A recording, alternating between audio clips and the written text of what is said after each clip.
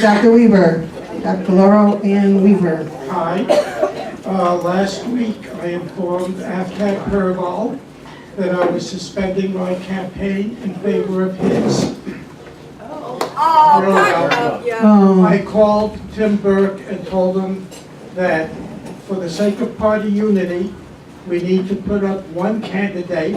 Now, we shouldn't be fighting it out in a primary. Yeah. And this week I will be doing the paperwork for the Board of Elections and the Federal Election Commission to take my name off the ballot. I'm sorry, but Thank thank you for doing that. I'm sorry. We put a lot of work into a We grassroots did. campaign. And I think it was necessary for us to have a little diversity going on here. Well, yes. Mike? The state of Ohio is going to execute another prisoner 1 week from today. Actually. So I have information on the board up there. If you'd like to take a stand against the execution, you can call the governor. And Ohioans to Stop Execution have a prayer vigil every night before the execution. So we'll be at Mount Auburn Presbyterian at 7 o'clock on Monday. We usually get 25 or 30 people. Sister Monica is always there, and others. So there's information up there. You can read about his background. It's incredible how we failed this person. Not that makes an excuse for what he did, but so. Thanks. And with that, we go to Sid. Sid, just hold up, Sid. Where's Sid? Sid is our youngest Democrat. I want you to know that the Democratic Party has a future, and here is Sid, and he is it. He's eating broccoli. He's eating broccoli. Should we discourage him from eating? Oh, but he's got a hat. Yay for Sid, our youngest Democrat. He does have two older siblings, though, so there is a future. Just want you to know. Thank you. And Yeah. Rob. It's Rob, and I would just like to give a report from the front lines. Yesterday there was a group of about 50 or 60 people that were there to welcome our president to Blue Ash. Good for you. And on one side of the street, that there were people there that were truly welcoming him. On our side of the street, it wasn't, we were the traitors on our side of the street. Treasonous. So, because we didn't stand in glowing admiration. But, in any event, we were out there, and I was with a group of people from Move to Amend, which gave the presentation here last week, which is all about amending the Constitution in order to overturn Citizens United and to get the dark money out of politics. And we were there. May it be so. From your mouth to God's ears. Thank you. And our signs reflected that. Most of the signs on our side of the street were, of course, all about Trump, and there were some really great signs. But our signs were about getting the money out of politics. And I had to tell this little vignette because I thought it was fascinating. At one point I met up with Deborah, who is one of those who's helping us organize with Move to Amend. And she suggested that why don't we go across the street and talk to the people who were yelling about Hillary and yelling some really nasty things about her and singing the praises of Trump. And I thought for a moment, as confrontational as I like to be, I thought, I'm not sure this is a good idea. But, so Deborah said, yeah, but we've got to speak to the other side because we are supposed to be nonpartisan. So we walked across the street, and Deborah initiated the first contact. She started talking, and I noticed that there were other people that seemed to be moving in our direction, and I was unsure what was going to happen because earlier, there had actually, one of the guys from the Trump side came across and was looking to start a fight with one of the guys who was yelling back at them. Ooh. And so I was a little bit reticent, but the long story short is they came over, we started talking, we showed them that our signs were not about Trump, and they weren't, even though, we didn't have to go into our feelings about it, because I'm sure we all have the same feelings. But we talked about the dark money in politics, and it was amazing because people were shockingly attentive. And most of them, believe it or not, took our cards. and for you. were moved to amend. And it turned out to be a very positive experience, which was something that, you know what, look, let's face it, it's almost impossible, it seems, to find common ground with those people, and we were able to do it. Good for you, Deb, thank you. Well done. There's an underground, we're getting to the other side. Thank you. Did I introduce myself? I'm Alberta Hemsley, and my brother is back there with the camera. He's Stan Hemsley. He makes my meals 5 nights a week. He's really a great brother. The other brother pays for the cleaning lady. 2 men in my life, one to cook and one to clean. Nobody has it better than me. Nobody. Okay, let's see. Okay, I have 2 announcements. Any other announcements? Yes. Oh, let's go. Who has the microphone? I got one. Oh, got it, go for it. Robert Sturman, Cincinnati Educational Justice Coalition, we're retired now, second time I retired. I'm no longer the president, but I'm sorry, coordinator. On Thursday, in time, just the same time as our regular meeting, Thursday at 6 o'clock downtown, there will be a demonstration, there'll be an action to try to bring a little focus to the ever-changing FC football stadium. And there's a way to really examine both the tax abatement issue around the stadiums that exist and the new tax abatement that the City Hall may give a soccer team at the expense of poor children in the West End. I'd like to see everybody come if they could. Thank you. Go for it, football stadium. Any other announcements? Yeah, tomorrow there's going to be an action at noon because Betsy DeVos's year report card is going to be released tomorrow. So we are meeting at noon, first at Shared Grounds office to organize 425 Walnut Street, Suite 2310. And then we're going to walk across to Portman's office because he was one of the deciding votes at 312 Walnut Street, so we can give him the copy of the report card. And unfortunately, it hasn't been released yet. I was hoping we'd get a look at it today, but everybody that I've seen, it's pretty much all Fs. Is anybody surprised? Yes, in the back. Hi everybody, I'm Andy Brown and I'm with ABTAB's campaign. I got some sign-in. Good to see you all. I got some sign-in sheets. I'd love to talk to you about what we're doing and get you involved. So if you need to talk to me, come back here after everyone speaks and talk. Wonderful. So, do you have things for us to sign? Petitions? I have sign-in sheets. We already turned in the petitions. Okay, you got it. You had enough. We sign petitions for folks who want one. Go ahead, Pamela. Hello, I'm Pamela Rosengart. I'm part of the leadership of the Hyde Park Matters neighborhood group. We are currently very, very concerned about a proposed development by Capital Investment Group. For those of you who are not aware, they are the group that conned the city council into giving them a tax reabatement on the proposition that they would buy this property, get a tax abatement, and that they would then greatly improve it. Instead, they turned around and they sold it. And this is the same capital investment group that is trying to bring in a proposed development in Hyde Park that we believe could have extremely damaging effects for the entire community. There's going to be a community meeting held at Thursday, February 15th, at the Oakley Recreation Center. I have flyers which explain what their proposed development is and what our concerns are. And anybody who would like a flyer can have one. And there's a notice here, Mr. Sittenfeld, I'd like to give you a written copy of the letter that I wrote to you, which I have not received a response to. And the flyer and an invitation to the meeting.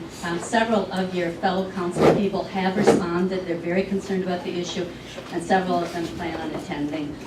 Would you go back and hand that to Noha? She has a red vest on. Red vest. Red vest. Okay. Noha was one of the first people this group sent forward into the political world. She ran as a Democrat in Warren County for school board. She didn't get it, but I'm just really glad that she did. I'll tell you a little more. Tell us, Noha, go for it.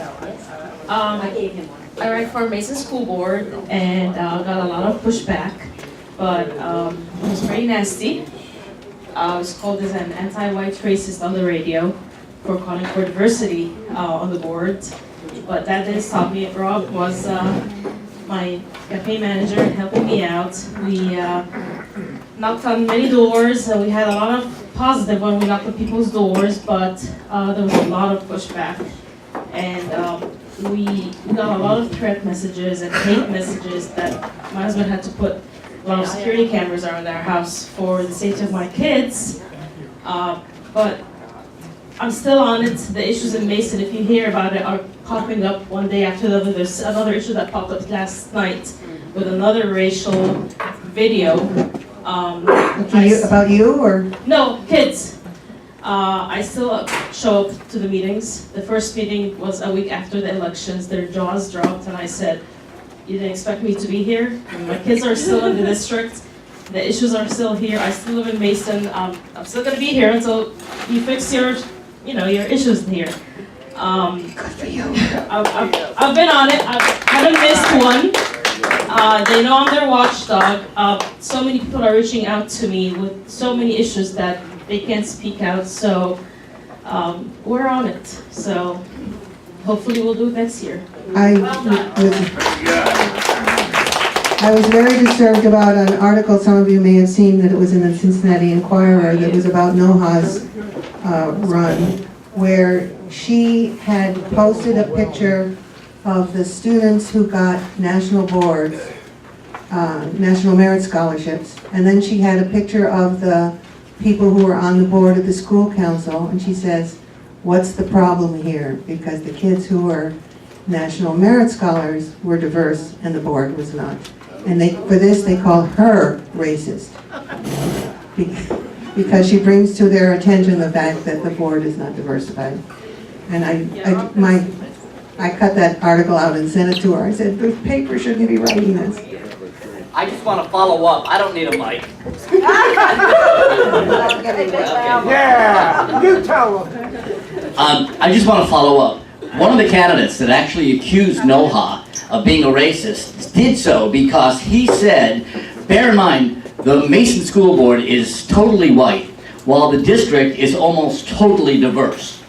And he said that by her saying that we need more diversity on the school board, she's assuming that all the whites on the board are racist and they don't care about these kinds of issues and that they could handle the diverse problems that they may have in the district. And since then, there have been at least 3 incidents where racist messages or teachers have said racist things in the classroom and the school board was reluctant to respond time after time. So it just verifies what Noha was trying to do in this campaign about how badly someone like Noha was needed. I'm a big Noha fan. Just want you to know that. Thank you.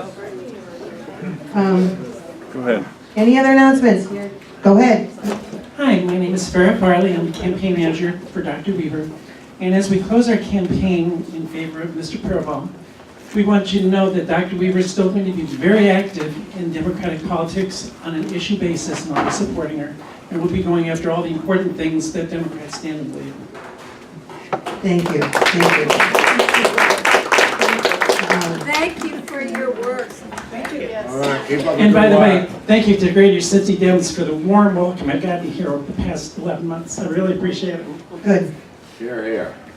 Glad you're here. In the back. In the back. Way back. Way back. No. I have a petition for Richard Cordray, if anybody hasn't signed that yet. And of course, I have hats. Pussy hats, guys. And some of you guys look really good in those pussy hats, so they're for men too. Thank you very much. Any other announcements? Other announcements before I go to my 2? Okay, naturalization. Marlena has a list of the dates, and one of the dates is this Friday on the 9th, and I would be happy to have you come with me to that naturalization ceremony, which is going to be at the St. Dominic School on the west side, Pedretti. Anybody from over there? Yes, 371 Pedretti. Men are welcome. Even though it's League of Women Voters, you know there are a lot of them. One of our past presidents was a man. I like that. Okay, so naturalization ceremonies. I just want to mention that I did 2 different Fridays in January.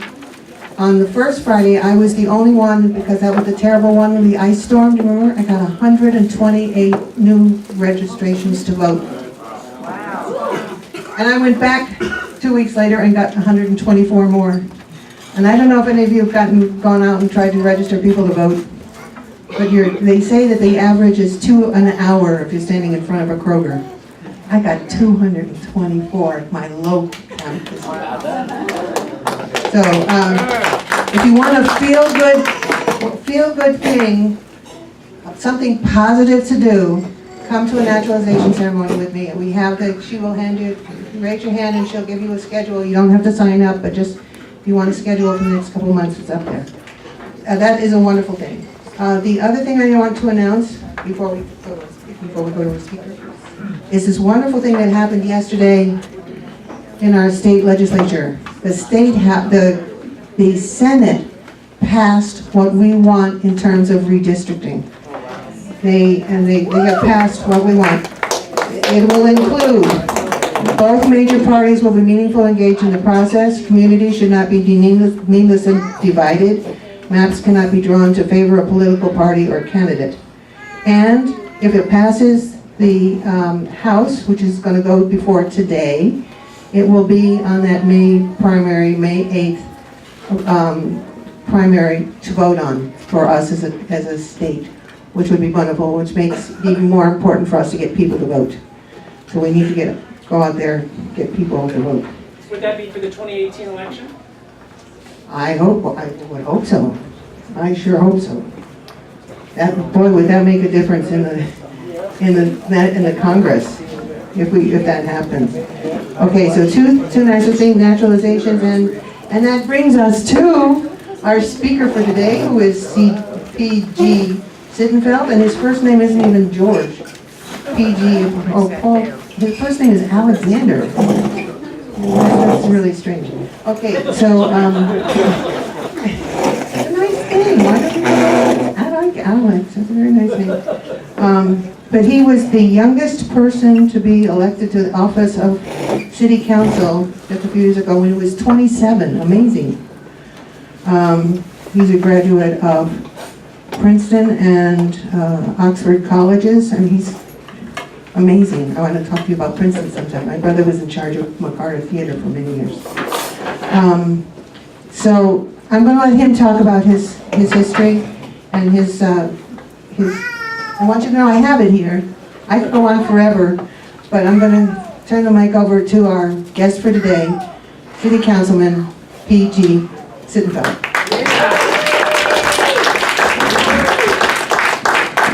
Thank you very much, Alberta. You all clearly know that the way to my heart is Chinese food, so I could never turn down this invitation. I was told to scarf some down before speaking, and I did exactly that. Mr. Messer instructed me that following our president's antics last week and then again this week, if anybody does not clap for me, there's going to be severe punishment for you.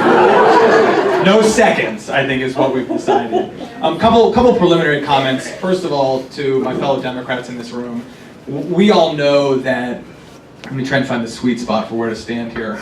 I think a lot of people over the last year who were not previously politically activated have become politically activated. And this is a good thing. We're glad for this. But I also know that the overwhelming majority of the people in this room, you all have been fighting these fights and in the trenches for a very, very long time. So while we always want to grow our ranks, I also want to show appreciation to people who didn't need the likes of Donald Trump to turn them into an activist and to, propel them to fight for worthy causes. I also, just to Noha and to Dr. Weaver, I know firsthand the rigors and the sacrifices and how all-consuming it can be to decide to run for office. So I just, in addition to thanking everyone in here for their involvement and their activism, thank you for stepping up to run in the first place. And everyone, give them one more round of applause. It is a grueling thing to actually go through. So I know many of you, some of you have been kind enough to, Ellen, hold my signs in your yard over various campaign cycles, but just very briefly, so I can give you a quick sense of my background. I was born and raised in Cincinnati. I grew up in East Walnut Hills. My mother was a teacher. My father started out working at Procter & Gamble, and then local Planned Parenthood, and then the Fine Arts Fund when it was still called the Fine Arts Fund, and then went into family financial advising. I was the youngest of their 4 kids. My mother was actually a teacher at Seven Hills School, so I caught a ride to school. My mother's a teacher. She was my teacher in preschool. She was my librarian in middle school. She was my AP art history teacher in high school. So we had a hard time getting away from one another. After that, as Alberta mentioned, I went off to Princeton University for college. And then my senior year at Princeton won a Marshall Scholarship for graduate school over in Oxford, England. So you can tell from my accent, Peter, they can take the boy out of Ohio, they can't take the Ohio out of the boy. Did not pick up any charming British diction or anything like that. But it's actually interesting. I was thinking about one thing yesterday in particular when the president descended on our fair city. And that is that, so the Marshall Scholarship was set up as a thank you from Europe, specifically from the UK, to the United States for saving and rebuilding Europe in and after World War II, naming it the Marshall Plan. And while I was over there, then still President George W. Bush made a visit to the British Embassy, and they invited the Marshall Scholars to go there. And look, by that point, deep into fiasco in Iraq and so many other, Katrina blunders in domestic policy, I was no fan of George W. Bush. So I went there, met him. I think his daughter, one of his daughters was getting married at the time, shook his hand briefly. He was a sitting president of the United States. And the reason I was thinking about that a little bit yesterday was, regardless of party, and the people in this room are proud Democrats, we are proud to be progressive, my feeling is that, when a president of the United States, regardless of party, comes to your city, there should be some sort of sense of pride, right? Some sort of sense that, the office and what it stands for and its role in our country should be bigger than just partisan politics. And I really lament this, and I'm sure some of the people in this room feel the same way too. It's very difficult to feel any pride when the person who is, the President of the United States so overtly, so consistently tries to stoke people's worst fears, and he believes that his success depends on keeping us divided. And I fiercely disagreed and still do fiercely disagree with the policies that were promoted in George W. Bush as president. But even though as a Republican, I guess I did find myself thinking, this person I think still believed in sort of a common national set of unifying values, a national sort of unifying sense of purpose. And it's a shame that here we are a little over, not even quite 10 years later, and that notion of a unifying sense of national values and national purpose feels quaint and very distant. But it makes the work that all of us are doing more important than it ever has. I came back to Cincinnati. I met a woman, some of you might know, named Darlene Kamine. She was a magistrate in juvenile court for about 20 years. We think Darlene is wonderful. It's good to have Ellen for some sound effects as they're needed throughout the presentation. But I joined her in co-founding an organization called the Community Learning Center Institute. And we set up this organization, a nonprofit, to kind of institutionalize some of the work that was already going on with Cincinnati Public Schools, turning schools into round-the-clock hubs and community learning centers, building $1 billion with the support of the local taxpayers, $1 billion worth of new school facilities, and saying, instead of a 7:30 a.m. to a 2:30 p.m. school day, and then take this taxpayer-funded facility with basketball courts, meeting spaces, computer clusters, community rooms, and turning it out and saying, lock the door, shoo the kids into the street, let's make this a bustling, vibrant community hub, really the heartbeat of the neighborhood. So I got involved in that work and remain involved to this day. A couple years later, I took an early shot for a seat on Cincinnati City Council, and Andy, you'll appreciate this. A lot of people at the time said, well, our current congressman, our soon-to-be former congressman, Steve Chabot, he ran for city council, he lost his first try, he ran for city council, lost his second try, got on his third try. a huge name in local politics. Roxanne Qualls ran her first time, didn't get on, ran her second time. So I was 26 years old when I started that campaign. I think a lot of people sort of patted me on the head and said, "It's cute that you're running, you'll get your name out there, better luck next time." And we went out there, we finished second in a field of about 23 people, and it's been off into the races ever since. I'm now in my third term on Cincinnati City Council. I chair the committee that oversees, thank you very much. The citizens of our city have kindly made me the top vote getter for each of the past 2 elections. I now chair the committee that oversees education, innovation, and growth, and actually a lot of other stuff. We have jurisdiction over issues impacting senior citizens, relationship to our higher ed universities, issues around accessibility, making sure it's an accessible city for all. So we'd love to delve into a lot of topics. The one thing I wanted to say, and you all don't need, you all are used to rolling up your sleeves and digging in, and this is an undaunted crowd. But I did want to just pull back for a second and kind of connect what's happening nationally and what's happening locally. I wouldn't blame anybody who feels, as I do, that this is a incredibly unnerving, frustrating, scary chapter of our democracy that we're living through. And I wasn't around for civil rights, but I've asked a lot of people, during the civil rights movement, everything that was happening, the tumult of the late 1960s, is it that what's happening today feels so close to us, and really it's actually tame compared to what was going on back then? And to a person, people have said no. What's happening today, the person occupying the White House, the offenses to our Constitution, to our national values every day, this is unprecedented. This is people who have been eyewitness to history, much more history than I have. But I guess the reassurance that I would give, and you might expect to hear someone who is a leader in local government say this, I do believe that our local communities and our cities specifically can be incredible sort of, fortresses and bulwarks against the worst of what's happening nationally. And I think just a couple examples on that. So Donald Trump can do the incredibly misguided thing, screwing people's children and grandchildren and great-grandchildren by pulling out of the Paris Climate Accord. The city of Cincinnati can and has to. Not only are we as a city going to meet those standards, we're going to exceed the standards of the Paris Climate Accord. I think about the draconian stances and positions relative to immigration policy that people like Jeff Sessions are promoted. We here in the city of Cincinnati can say, our Cincinnati Police Department will be in the business of cracking down on gangs and pursuing gun violence. We will not use our officers to preemptively go around and ask people for their papers or their country of origin or judge them based on the color of their skin. Donald Trump can't take that away from us. We get to decide how we're going to police.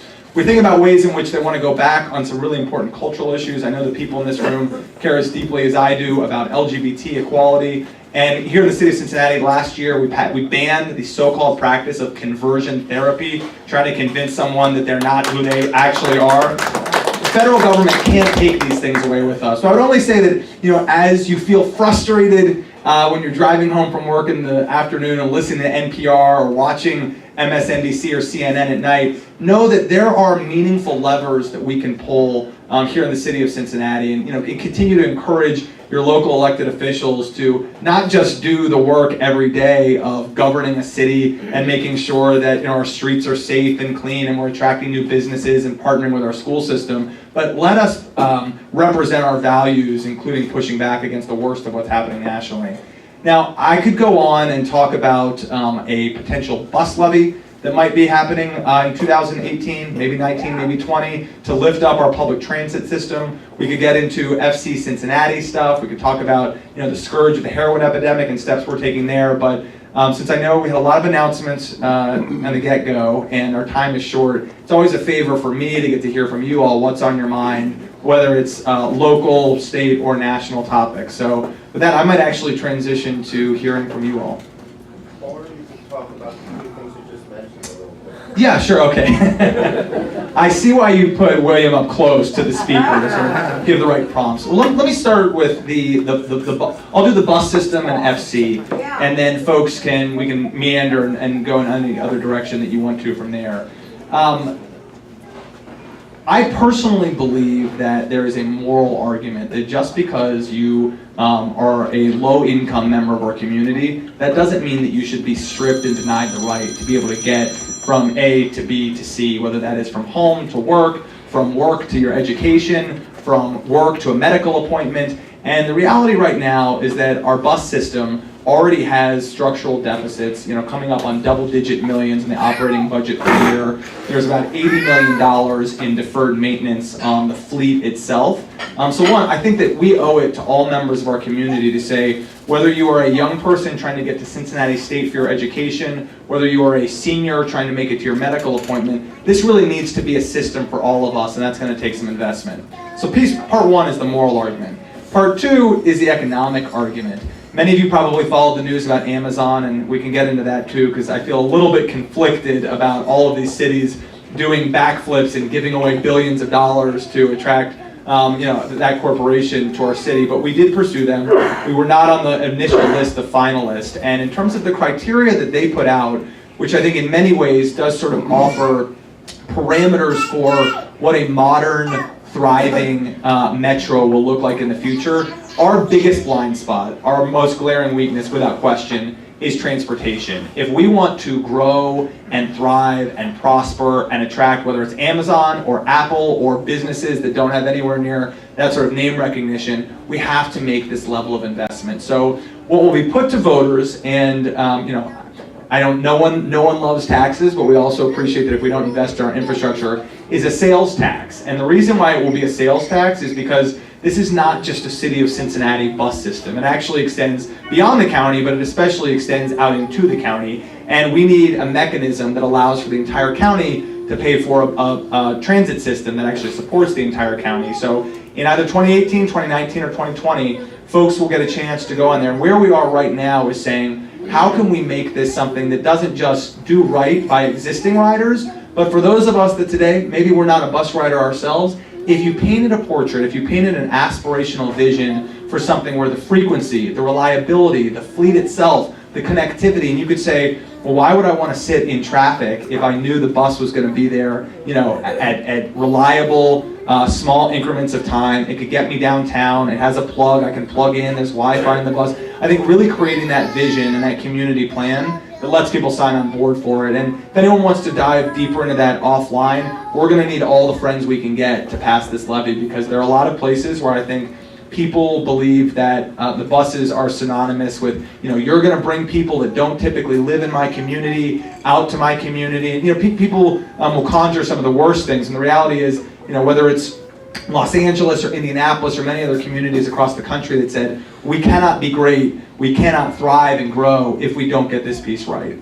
Second thing on FC Cincinnati, not to kill the punchline here, but there was a 5-4 vote to give them $37 million in taxpayer money. I was a no vote on that first vote. So,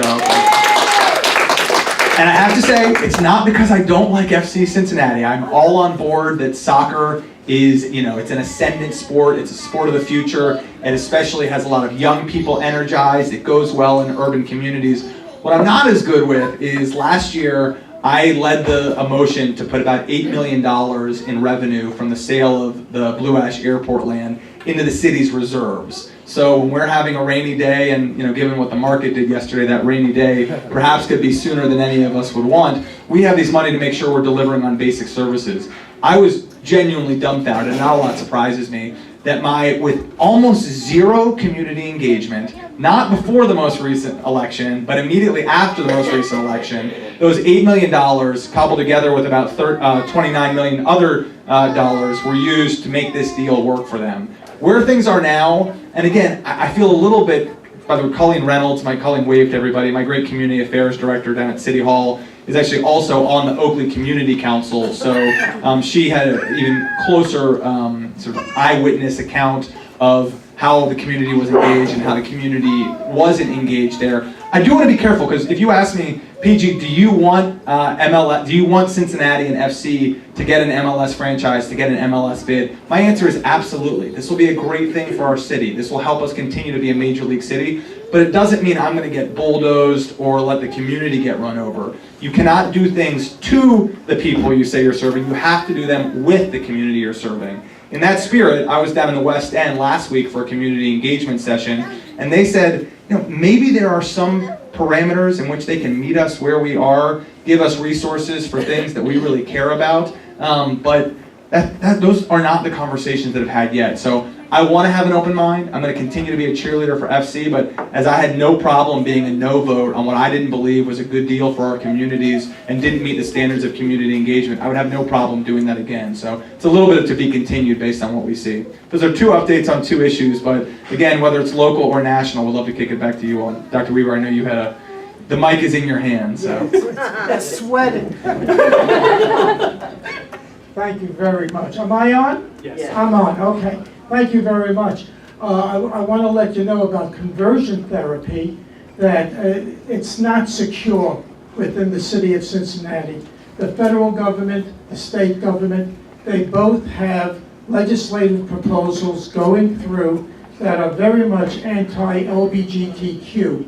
And the issue is not resolved by any extent of the imagination, and it requires our further input on a regular basis. The Trump administration is appointing judges now. The two criteria are that they be conservative and young, so that they can influence the course of the courts over many years. And one of the candidates, in fact, two of the candidates, believe that being transgender is an illusion. These are deluded people, and they give being transgender no merit. So this is what we have to fight on a regular basis. No question, these fights, none of us can sit back and have any level of complacence. I do want to offer clarity on one thing. As we sit here today, the law of the land in the city of Cincinnati is that conversion therapy is banned and it is illegal. Now, to what you said, there's no question that the state, and they try and do this on so many things, try and preempt the city and our home rule capacity. On a totally separate issue right now, the city of Cincinnati is joined with about 130 other municipalities to sue the state legislature for their violation of our home rule rights. So no question that we have to continue to fend these things off. One other thing I want to highlight just for this group, because perhaps some of you will want to check out the website and learn a little bit more. There's a local company called Pure Romance, and the current CEO of Pure Romance is a guy named Chris Ciccinelli. And interestingly, I don't think I'm speaking out of school here. I think he's certainly historically been a Republican. I think he might not have voted for Hillary in this last election, but he has a teenage child who is transgender, and it's obviously, sometimes we wish it didn't take personal experiences for people to see the light and do the right thing, but I also would say better late than never on whatever sort of brings someone over to the right side of it. He has just launched something which my colleague, friend, and fellow council member Chris Seelbach is the founding executive director, and it's called the Living with Change Foundation. Really one of the first foundations in the country to advocate and help offer support on transgender issues, both in Cincinnati and beyond. So another thing that some folks might consider checking out. Other questions? Yes, Peter. Long time, I haven't seen you since yesterday. I've had withdrawal. Speaking of, make sure it's on. And I can always repeat your question if. It's on now? Yes. It's good. Now it's on? Yes. Speaking of yesterday, you talked about a proposed project down at the banks and how the technology was very old, ancient, I think was what you said. I'd like to put the question to you, however, if you've ever used the Council Online search mechanism, which to me is even older than the technology of the 60s that you were referring to yesterday. You are actually thinking of my colleague, Councilman Seelbach, who made those comments, but point taken. I think you made a similar reference. Did you make he did. I use different language, but I take your point. Sorry. But the question is, when are you or the city, I'll leave it at you, going to take the initiative and get rid of that 60s database search mechanism and come up with something new, because it's virtually impossible to find things on that current system.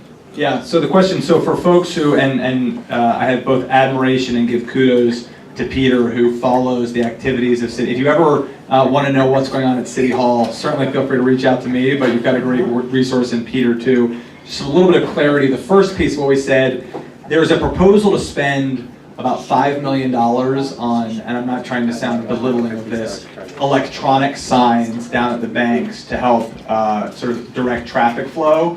no one at City Hall has done more on issues impacting seniors than I have. So we have taken a deep dive into this. You know, my own father still has a flip phone. He's not using a smartphone, but you know, the world is changing, right? And many of us have these incredibly transformationally powerful devices.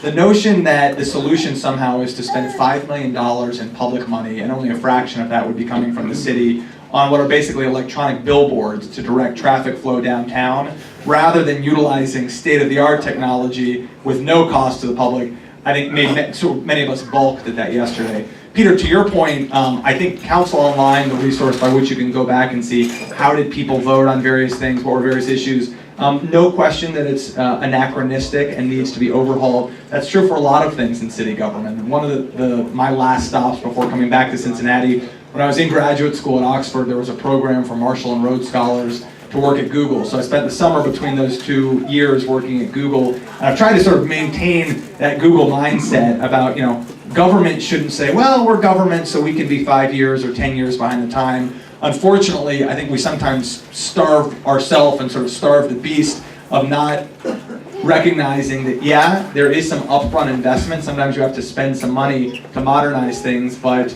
the result, both for the public and for actually saving money in the end, tends to be worth it. So, point well taken. I'll talk with my colleagues, talk with the city's enterprise technology services, and let you know. We'll come back to you, but I want to make sure that we get around to other people who haven't asked a question yet.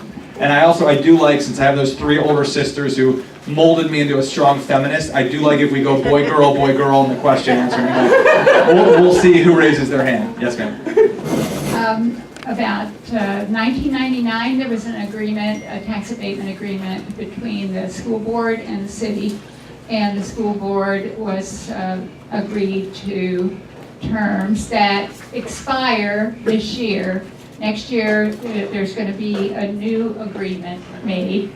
And in the meantime, there is a lot of evidence that's showing that the school board or the Cincinnati Public Schools are not getting the amount of taxes that they should be getting from these abatements, that the funds are not being paid the way they were promised.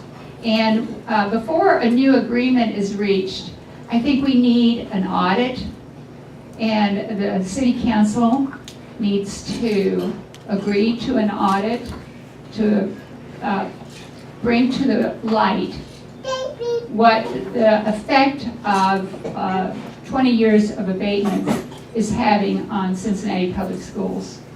So, point well taken, and I'm in agreement, and just, I want to, because it can be a somewhat convoluted issue, I just want to give a quick sort of round number explanation to some folks of what you're talking about. So, long before I ever got to City Hall, my predecessors agreed to 25% flat rate tax contributions toward the school district. So to put some round numbers, let's say you did a $100,000 improvement on a given property, and the property taxes from that equaled 2%. So you would have $2,000 in property taxes.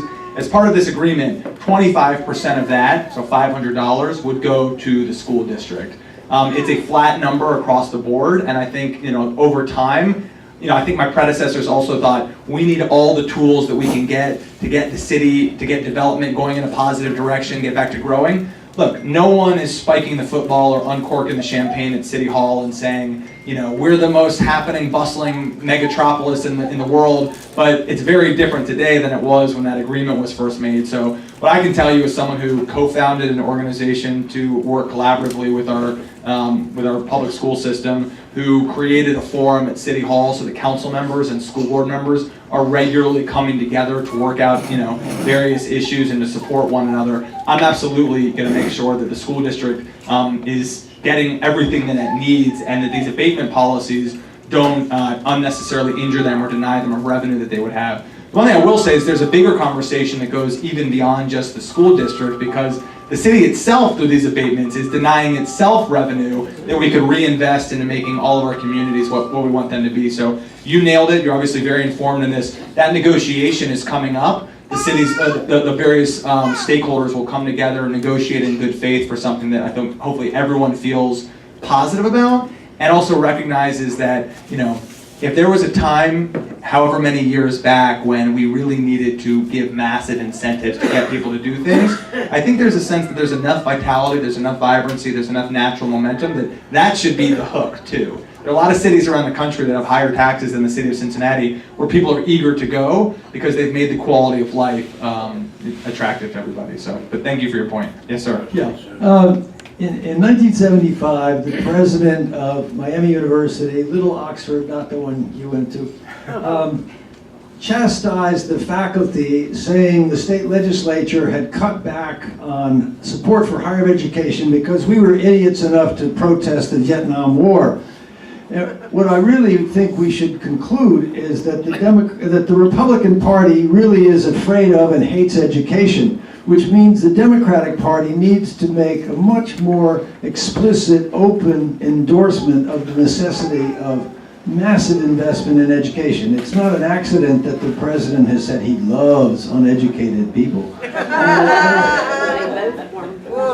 Yeah, I agree completely. I mean, you know, in thinking about the ways in which the world has changed, you know, the world that my grandfather would have come out of the war into when, you know, a high school diploma sent you to a good-paying union factory job that could support you over a 35-year arc into retirement and then with a good pension. That's not where we are anymore. And I'm the first person to say, you know, we shouldn't force college upon people. If somebody wants to pursue the trades, if somebody wants to pursue, you know, military or law enforcement, but if somebody wants to skill up and to open the pathways and the opportunities that come with college education, you should not be like some of my wife's friends from medical school, which obviously was added to the debt. We have friends as a couple who have $600,000 in student loan just hanging over their neck. You know, they're pretty well positioned because it's a two-physician couple, but you know, we should not make it you know, punitive if you want to skill up in your education. So I tend to be sort of on the Bernie Sanders end of the spectrum when it comes to how we finance and how we allow for people to pursue higher education, because that's the world we're living in today. So point well taken. All right, boy, girl, did you have? I was in agreement. Okay, thank you. I just want to ask you to continue to fight against the corporate welfare, the tax rebate. It makes me crazy, contributing to more inequality. I know corporations rule, and you're not, unlike Trump, you're not the king or the dictator, but you could... Your clapping has been sufficient so far. Please do your best to curtail that. It's really awful. Thanks. Yeah, I appreciate the comment, and what I'll also say, because you know, I mentioned the education, innovation, and growth part of the portfolio of the committee that I chair at City Hall. You know, Sittenfelds first came here sight unseen. My parents were 23-year-old newlyweds who honestly didn't have any money and didn't know anybody in the city of Cincinnati. And my dad started a job that he was there pretty briefly before moving on to Planned Parenthood at Top Job Liquid Cleaner at Procter & Gamble. So I am grateful for these legacy companies, you know, the Proctors, the Krogers, the Macy's, that have, you know, been the anchors of our economy. But I'm also very mindful that we live in a world where, depending on how Jeff Bezos feels when he wakes up in the morning and, you know, slashes the cost of milk at Whole Foods, can send you know, stock prices into tumult of some of those same anchor companies. I guess what I'm trying to say is, you know, we really need to double down on entrepreneurs in our community. And if you, whether you are young or old, although they do sometimes skew a little bit more to the younger end of the spectrum, if you have an idea that you want to test, a product that you want to create, a company that you want to bring to life, we can't be in a situation where that person thinks, well, I got to go to Silicon Valley, I got to go to Austin or Boston or Minneapolis. We need to have, you know, the access to capital, the office co-working space. There's sort of ingredients of entrepreneurship that let anyone say, we can, our next entrepreneur is clapping for this if no one else. So I think as we watch our traditional economy be massively disrupted, we need to make sure we're empowering that next wave and that next generation of people who are going to create the jobs and hopefully not ask for as big a subsidies as, you know, when you have, and I know this is a bit of a, this isn't necessarily the average, but when you have the Walmarts of the world saying, we're going to pay our employees so little that they're going to have to then be on public assistance. So you, the taxpayers, bail us out because we're such a cheap company. It's a totally backward system. Yes, sir. Let's see, you mentioned the Marshall Plan. Yes, sir. You mentioned taxation, mentioned student debt. All three of those bring up, let's see, the Marshall Plan was, I guess, mostly infrastructure.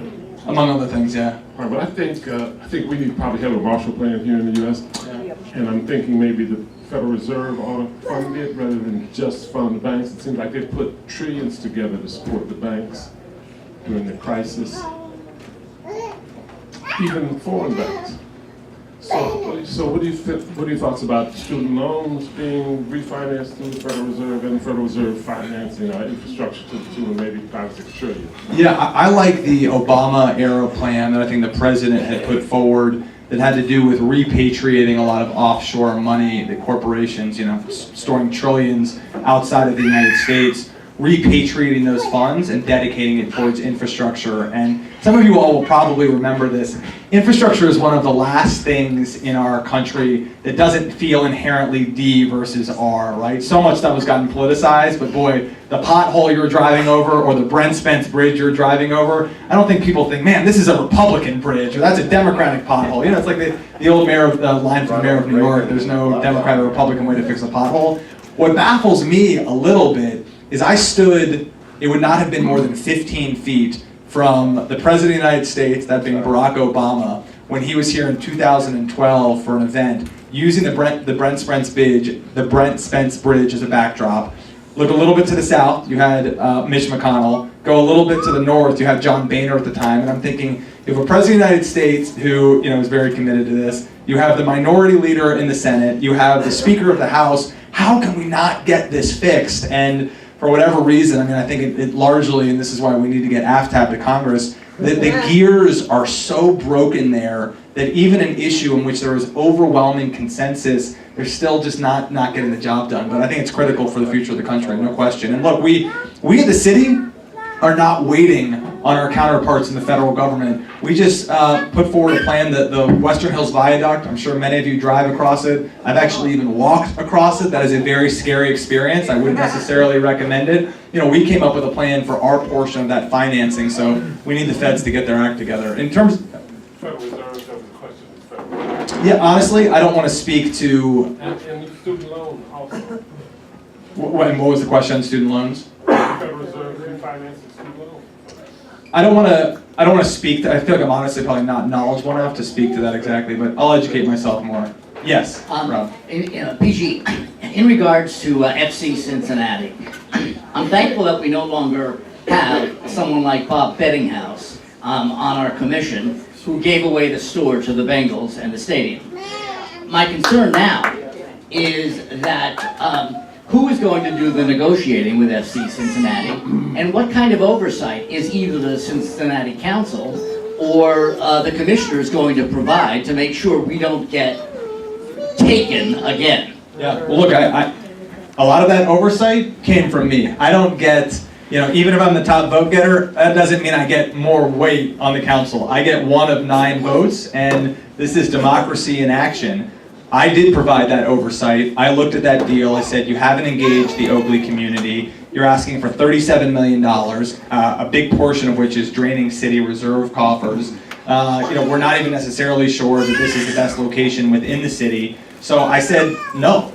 No one is a potted plant. No one is forced to be a rubber stamp down at City Hall. And again, I'm 1 of 9 council members, but when 5 of 9 say no to something, it forces people back to the negotiating table. It forces them to the drawing table, where you can say, we're willing to have this conversation, but you're going to have to do better. That's how it should work. And I do have confidence. A great woman who Andy helped get elected, Tamaya Denard, worked for me for about 4 years. She's down at City Hall now. Greg Landsman, another good friend of mine. I think we've got people who are progressive and pragmatic, so I wouldn't, assuming this is going to come back to us, I would fully expect that there's going to be rigorous analysis and that you'll feel good about the negotiation. And if I see anything other than happening, I'm going to have you give some of my colleagues a call. 2 more questions, Marlena and Pamela. And then I'm going to offer 1 closing remark after those 2 questions. I have briefly a comment and then a question. So my comment is in regards to the infrastructure being nonpartisan. It is totally partisan. In how you finance it, it can be partisan. Yes, exactly. A bridge is not an inherently partisan. Well, the thing itself, no, but trying to get the things taken care of. Oh no, you can my God, have totally. giveaways to massive construction contractors that can be very partisan. I just mean the infrastructure itself. Yeah. Got it.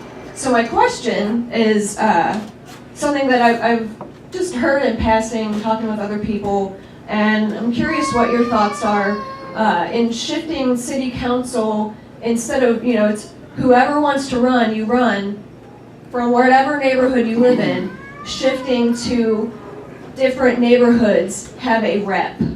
What do you think about that? Yeah, I'm very open-minded. Actually, the first sort of the signature show, radio show in the African American community is the Lincoln Ware Show. And I don't know what caused me to do it, but I went back and I listened to the first interview I ever did on Lincoln Ware Show like 6 or 7 years ago. And I actually at the time said, I think you could have potentially a more responsive council if you had a hybrid system where, let's say you stuck with 9 seats, 5 of the seats were districted seats. So, carve out 5 districts that were fair in terms of political ideology, racial breakdown, various other things, and then 4 at-large seats. I do think there's some value in having a universe of people. I've seen other cities across the state, a cohort on the council whose mandate and job is to think about the big picture rather than think, okay, well, I'm from this community and I need to make sure I'm being responsive to them rather than saying, kind of think about what's best for the city as a whole. But I think it'd be a really good idea to have some sort of hybrid system. And interestingly, conversations around that are starting to unfold. So again, I don't know where it'll go, but I think it's an interesting topic. Yeah, I've had some conversations around PR.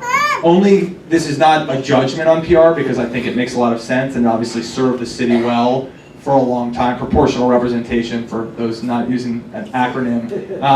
It is a confusing thing to sell to the voters. Now, that's not a reason not to do it, right? Sometimes doing the right thing can be a little bit confusing, but I do think it needs to be, people need to be mindful that presents another obstacle. If I say, let's have 5 districts, let's have 4 at-large seats, everyone immediately knows what you're talking about. If you say, well, let me walk you through how proportional representation works, we don't always have 30 minutes to walk someone through our argument. We sometimes, unfortunately, have 30 seconds in the form of a commercial. But yeah, I'm open-minded on that front too.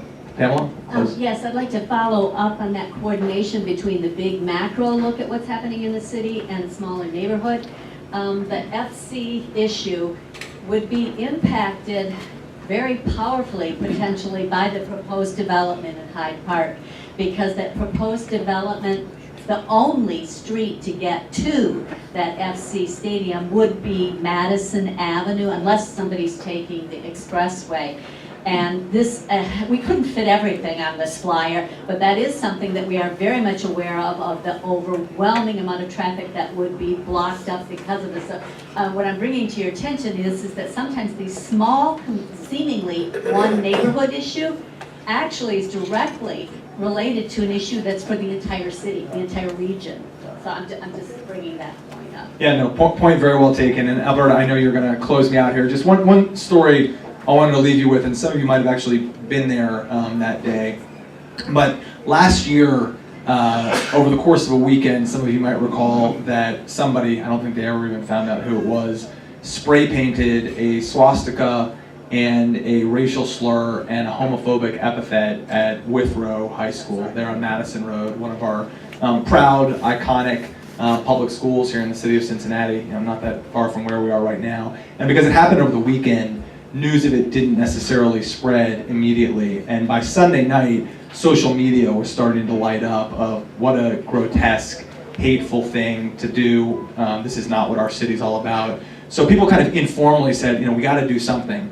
I got there the next morning, it was a Monday, and it was literally freezing rain. And I was probably the 150th person to arrive, and I got there about 7:15 a.m. that morning. Before the morning was out, and I don't know if you all can picture the long walkway past the clock tower leading up to the front entrance of the school, as buses were letting kids off, there were people, citizens, community members, lining one side of that walkway, lining one side of that, the other side of the walkway, spilling out going east on Madison Road, spilling out going west on Madison Road, and saying to the kids, clapping them in, saying, we love you, we care about you, welcome back. And to me, the reason I guess that particular story is stuck in my mind is, God willing, if Donald Trump is only a one-term president, maybe he won't even make it for a full term, we'll see what happens. No matter what, we are going to continue to be tested and challenged and unnerved and unsettled for the next 2 years, the next nearly 3 years. And I just think that while these moments are frustrating and I wish we didn't have to go through them, they also give us an opportunity to stand up and straighten our spine and reassert and reaffirm what our community's values are, who we are as people, and what we really care about. And it was a small example that day, telling kids that whatever hateful person has been emboldened by the climate we live in, that is not who the rest of us are. And we're going to send a very different message. So thank you all for sending that message every day, and thank you for having me. I appreciate it. Thank you. As an 18-year veteran teacher in Withrow, I thank you. He was good, folks. He was really good. So if you have other questions, I know there were more questions out there. Attack him before he gets to leave. I do have many copies of our first year's programming. If you want to know the first 50 topics we had going on in this organization, if you didn't get your copy, feel free. Take a copy of our most recent handout, but that only goes to the end of March. But Katie tells me she's got AFTAB on the schedule, and she's going to put him back in before the May primary. And we have to get our most recent copy of the coming speakers. We need to finish off the food. Remember, the food has to be finished. There's no other part of the restaurants that takes our food. Please make sure that we don't want to waste anything. Take it home. Oh, look, some people are prepared. I mean, the restaurant is really being nice to us. I mean, they put the take-home It's not the reason why I come. Good for you. Take off the food. We have some wonderful things going on in our immediate future. Next week, there is the Green Cincinnati Report by Oliver Kroner. Following that on the 20th is Mental Health by Allison Gorski. And on the 27th, the Citizens Climate Lobby by Doug Bell. We have good things coming up, so I hope to see you back here. Come again. Thank you for being a great group of people. You are wonderful. I love you all. Thank you.